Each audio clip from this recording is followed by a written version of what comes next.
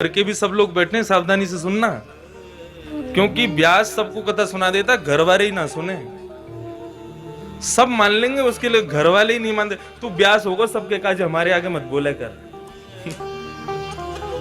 ये घर के लोगों का ही भाव होता है। मेरी तो बड़ी इच्छा होती है कि अपने घर के लोगों को ही बैठाऊं, सुनो भाई थोड़ी देर, हम कुछ पढ़ते हैं, अध्ययन करते हैं, तो तुम लोग सुन लिया करो। लेकिन ना, तो आज अब ये कथा में बैठ गए तो सुन लेंगे। गिरधर लाल जी घर पधारे हैं, वे सत्य स्वरूप हैं। मैं आज सेवा कर रहा हूं और इच्छा तो रहेगी करता ही रहूं जीवन पर्यंत, लेकिन एक समय तो आएगा जब ठाकुर जी मेरी सेवा फिर किसी और को दे देंगे, चाहे वो मेरे ही आने वाली संतति क्यों ना हो। लेकिन ये दिन तो एक दिन आएगा कि जिस दिन मैं सेवा नहीं कर पाऊंगा। वो एक को संयोग देते हैं तो फिर दूसरे को वियोग दे के आए हैं, और तुम्हें संयोग दिया है तो तैयार रहना, एक दिन तुमको भी वियोग दे करके जाएंगे।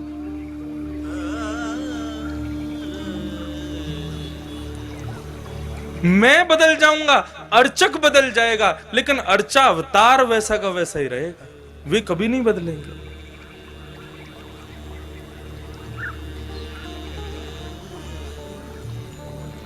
वे अपने रूप में ही विराज रहे। श्री रैदास जी अपने गिरधर लाल जी लेकर के मेड़ता पहुंचे। सावधानी से सुनना, मेड़ता जहां मीराबाई विराजती थी, अपने ठाकुर की सेवा करते थे श्री रैदास जी। और सेवा करने के बाद में फिर प्रवचन करते, समस्त गांव के लोग आकर के श्रवण करते।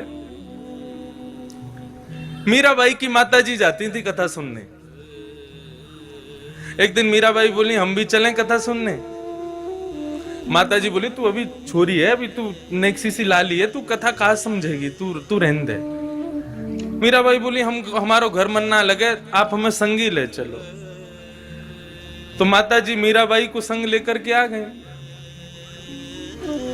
अब मीराबाई प्रवचन सुन रही थी, प्रवचन सुनते ही उनकी दृष्टि पड़ी, पीछे विराज रहे हैं श्री गिरधर लाल, गिरधर गोपाल। मीराबाई ने जैसे ही उनको देखा,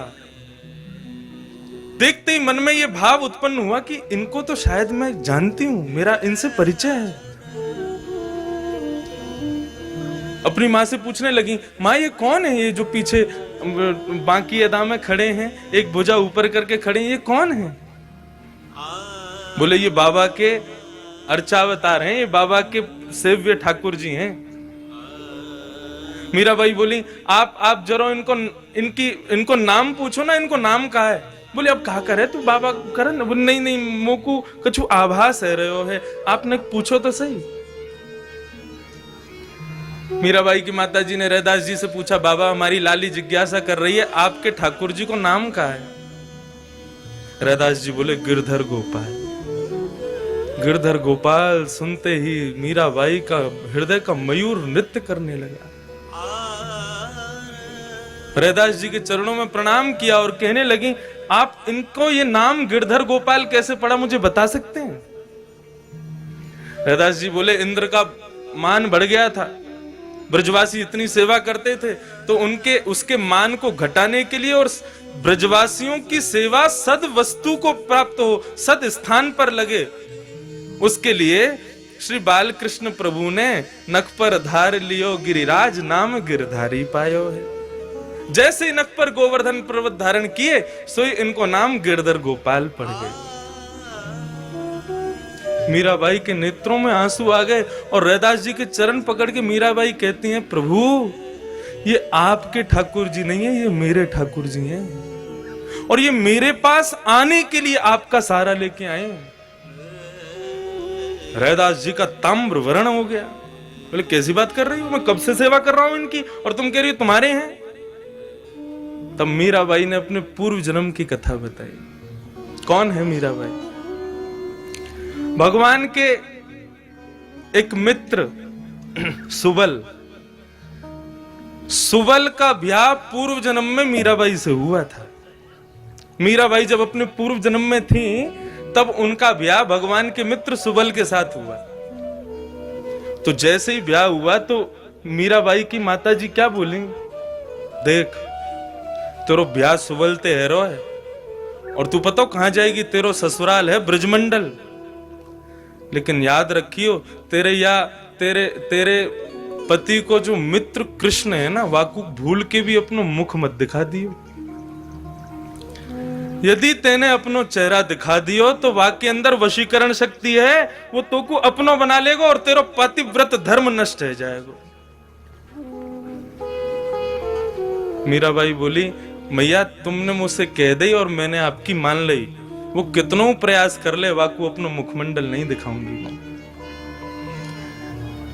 सुबल मीराबाई से ब्याह करके, जैसे उनको, मीराबाई का नाम कुछ और था, ब्याह करके लौटा तो ठाकुर जी को पता चली हमारो सुबल हमारो मित्र है, भैया ब्याह करके आयो, भाभी लेके आयो। जब पूछ के तो आए सब ठीक ठाक है कि ना है, और या बहाने भाभी को चेहरा देखे आमेंगे।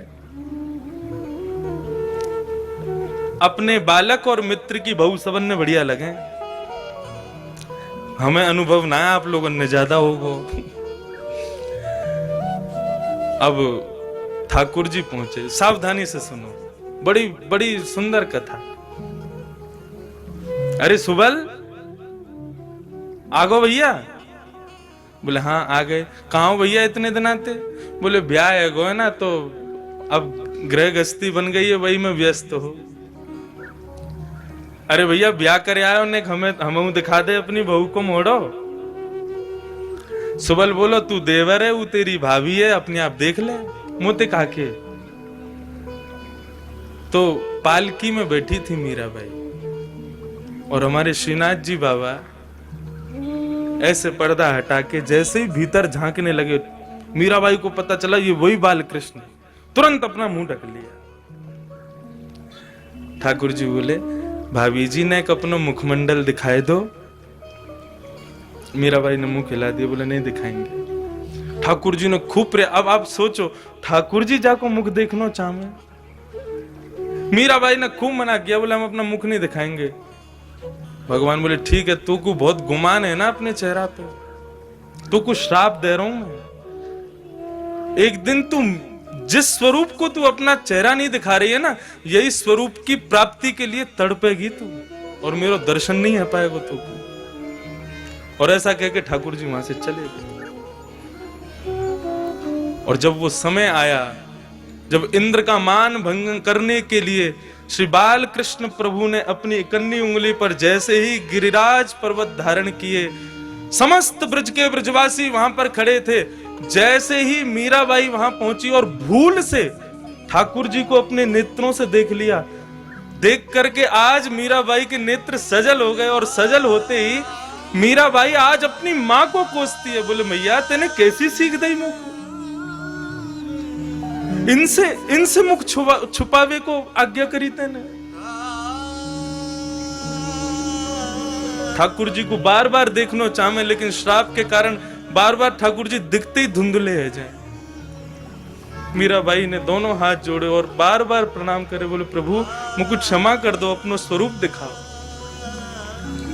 ठाकुर जी के हृदय में भाव प्रकट भयो, तब मीराबाई को आज्ञा करी, तू चिंता मत कर, अब या जन्म में तो तू को मेरा दर्शन होगा ही ना, लेकिन हाँ अगले जन्म में तू मीरा बन के आवेगी, तब एक संत के यहाँ गिरधर गोपाल रूप धारण करके मैं तेरे पास आऊंगा, तब तो को मेरा स्वरूप दिखेगा। आज मीराबाई ने ये कथा सुनाई, लेकिन रैदास जी ने मानी नहीं। बोले वर्षों से सेवा कर रहा हूं मैं, कैसे दे दूं तुमको। मीराबाई गिरधर गोपाल की ओर देखती है और कहती है, आपके संत निष्ठुर नहीं है, आप निष्ठुर हो। आप ही नहीं चाहते मेरे पास आना। ठीक है प्रभु मैं जा रही हूं आज तो, लेकिन 3 दिन का समय दे रही हूं, यदि आप मेरे पास नहीं आए तो छुरी से अपना गला छेद दूंगी।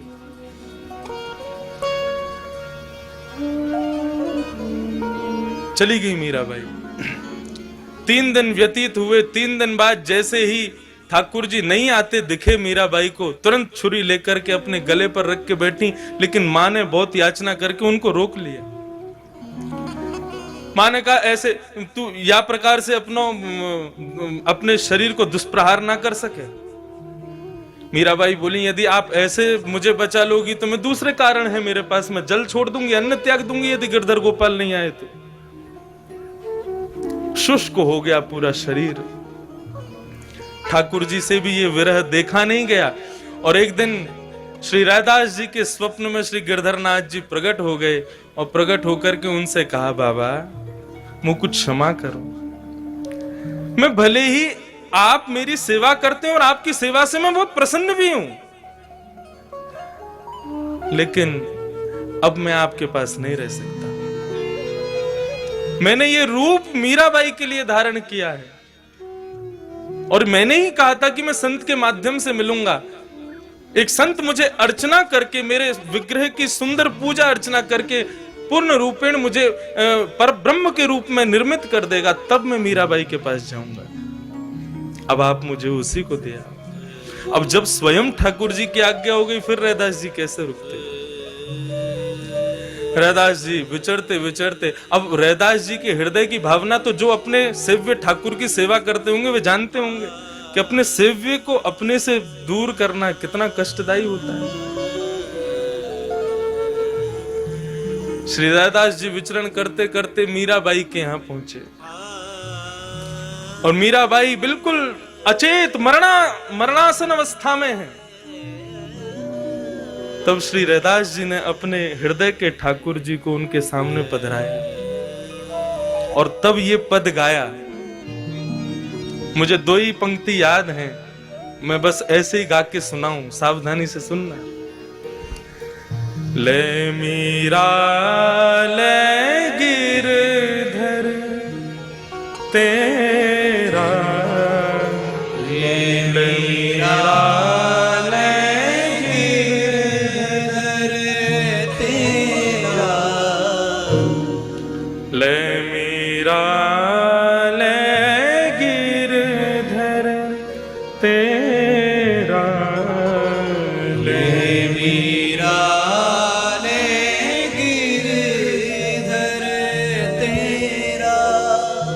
सेवा पूर्ण भई अब मेरी, सेवा पूरी भई अब मेरी, सेवा पूर्ण भई अब मेरी,